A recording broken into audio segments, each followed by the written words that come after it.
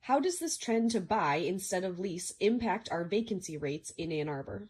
So the number of buildings that we survey from year to year is pretty solid. We've added some flex buildings that were new, and we've taken off some buildings that were office buildings that were sold.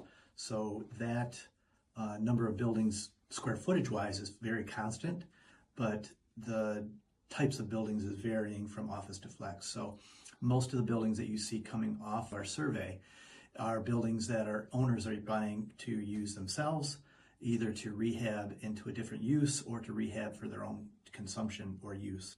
So you're actually seeing, we're looking at fewer buildings to do our study with, because the number of buildings that are getting absorbed into ownership versus what qualifies for an investment landlord user type building. So our number of buildings available that we are surveying is going down, and therefore is lowering the number of vacancy.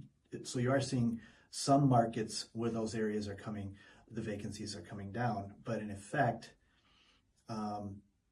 because some of those buildings are getting absorbed by users, it's not really reflecting a true vacancy of what buildings are occupied and what buildings are not. It's a different statistic, and it plays with those statistics and reflects that differently. So you have to look at the overall picture. Is it still a healthy market here in Ann Arbor? Yes.